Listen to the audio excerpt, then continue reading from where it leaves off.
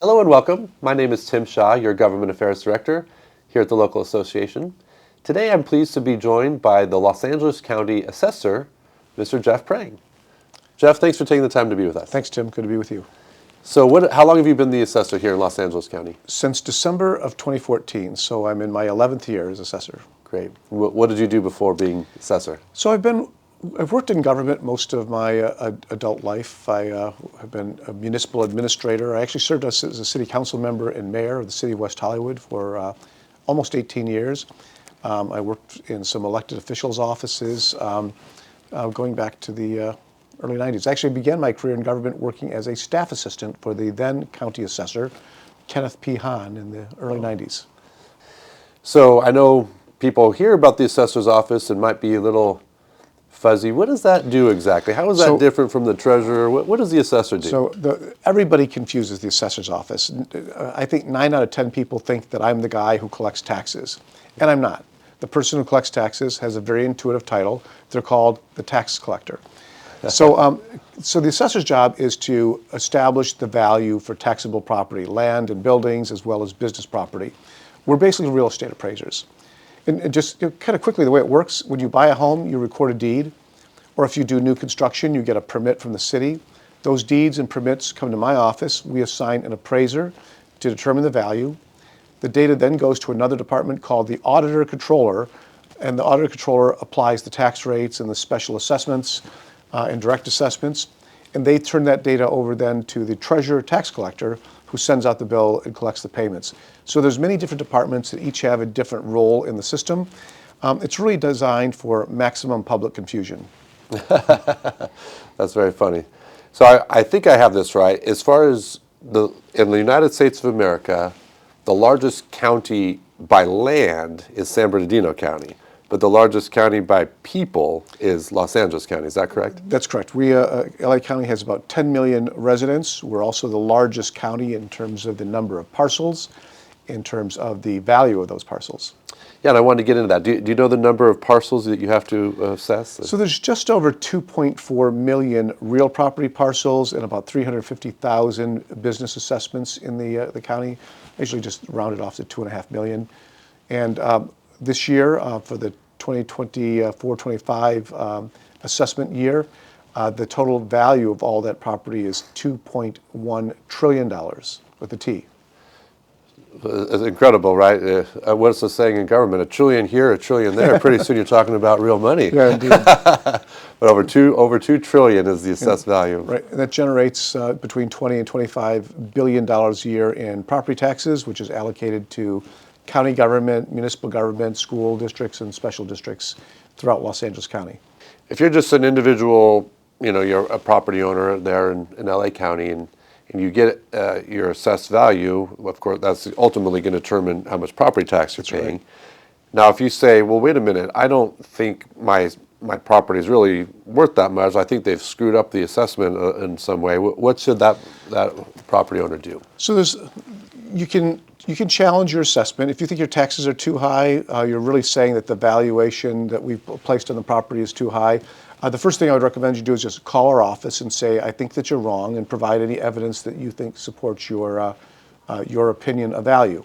If you're not successful, you can file an appeal with the Assessment Appeals Board. The Assessment Appeals Board is a body that's appointed by the Board of Supervisors, and they'll have a hearing. It kind of looks like a courtroom where you come in and argue against the appraiser about why you think the value is wrong. And if they agree with you, they will lower the assessment and you'll get a property tax refund. All right. How many people do you employ to get all this work done, do you know? So we have about 1,400 employees. About half of them are property appraisers. We are the largest local property assessment agency in the United States. We have real property appraisers, personal property appraisers. We've got a large IT department because we're very technologically engaged. Yeah, I wanted to bring that up. So you've been around for about 10 years. So maybe technology's been evolving. How have you incorporated better technology and use of modern stuff in your office? Well, I'm glad you asked that question. Because when I first took office in 2014, this office was still largely a paper-based office.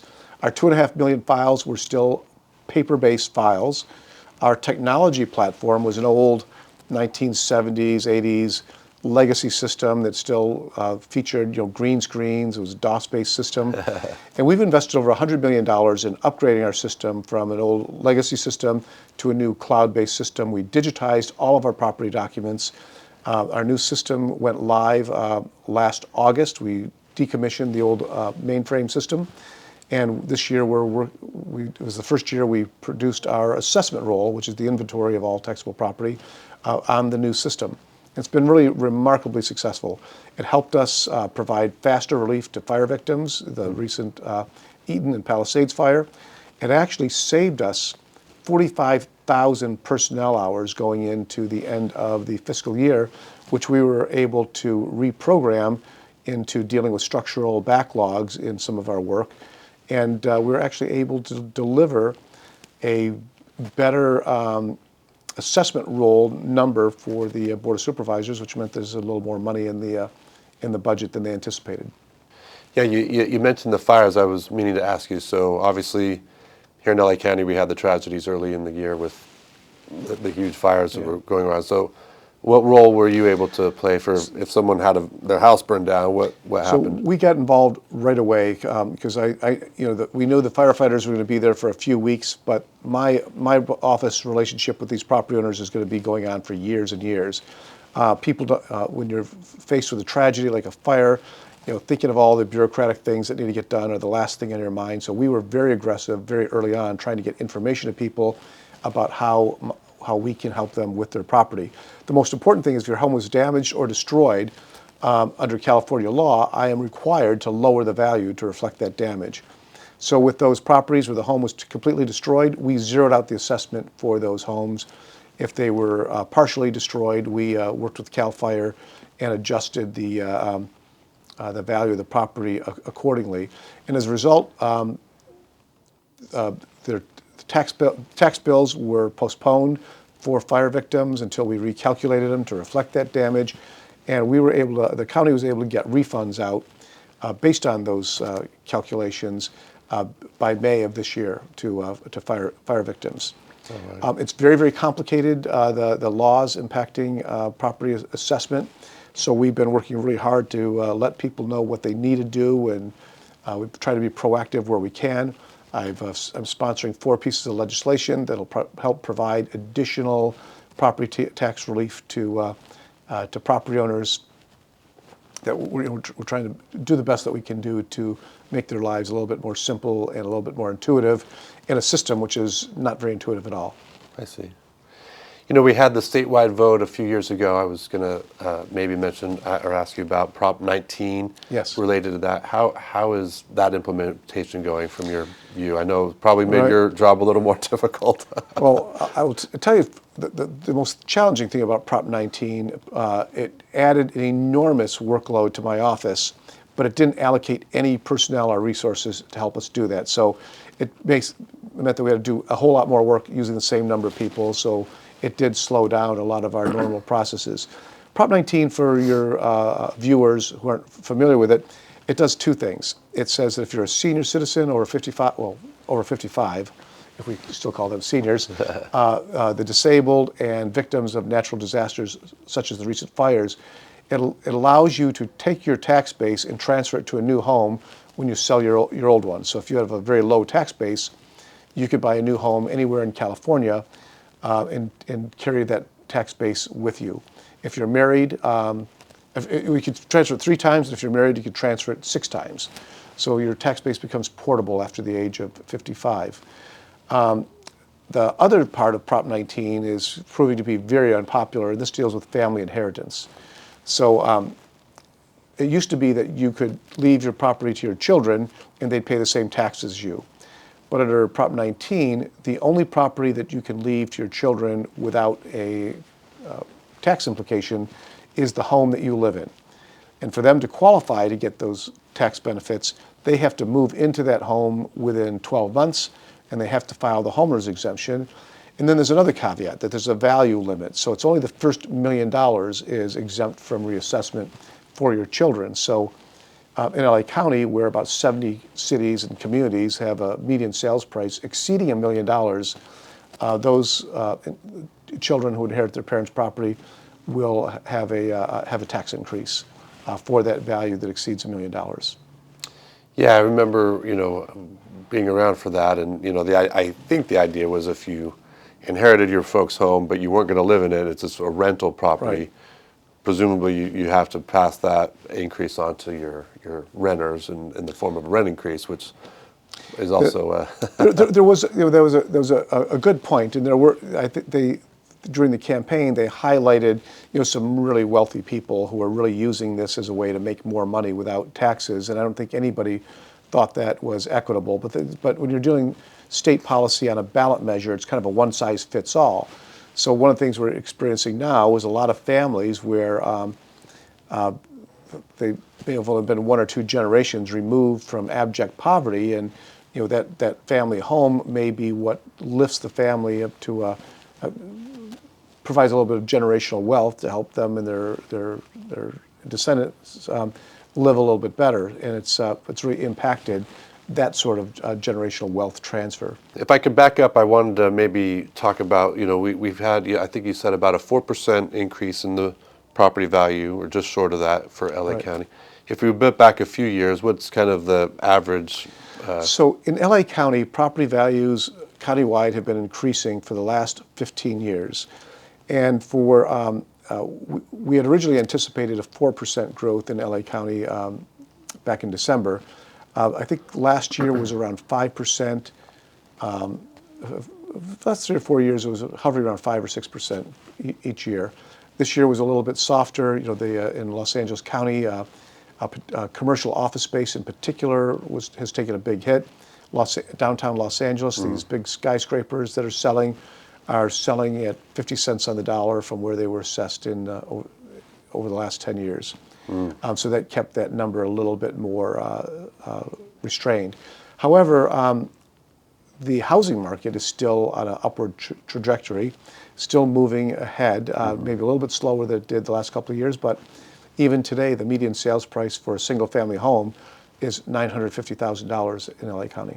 All right. So, I mean, and obviously that ultimately feeds the property tax revenue the county's having. Right. So I know you're not over the budget per se that way, but how's the county doing?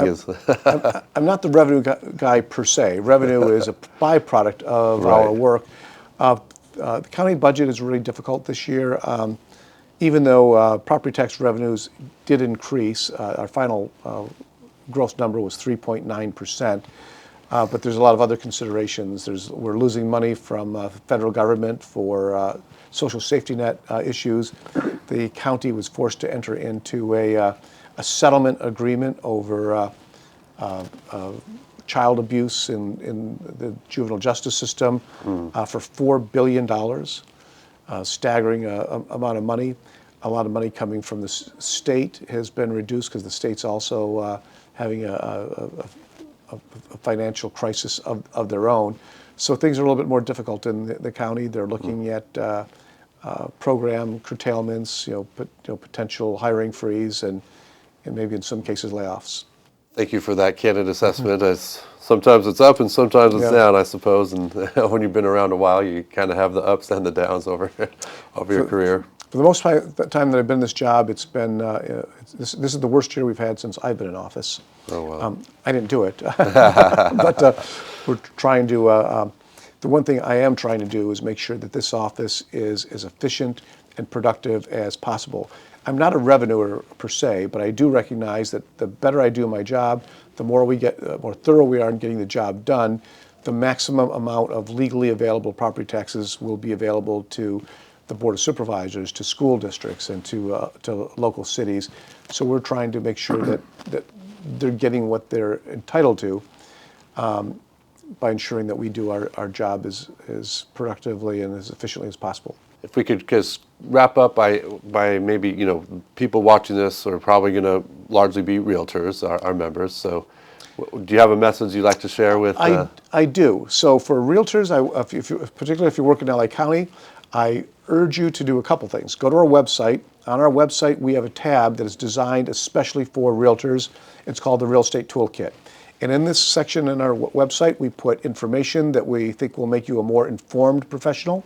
There's tools in there to help you calculate supplemental assessments or differences by applying Proposition 19, and other information that you may want to clip and paste and share with your clients if you do your mass email or social media marketing. Secondly, we have a monthly newsletter where we send out really helpful tips to anybody who owns or sells property. I urge you to subscribe to that. And then there's two last things, leave behinds. One is we have a new service, which our new technology platform allows us to do. Anybody who owns property in LA County can create their own property profile on our website, which will allow you to do a lot of services, such as updating mailing addresses, filing for the homeowner's exemption online. It will also allow you to sign up for what we call the homeowner alert. And you're familiar that there's been a lot of increases in episodes of title fraud in recent years. There's a lot of services that you can pay to help protect your property, but this is a free service. Anybody who owns property can record their email address with their property, and anytime somebody records something on your deed, you'll get an email notification within 48 hours. Oh. And if it's not something you were expecting, there'll be instructions there as to who to call to report it to proper authorities.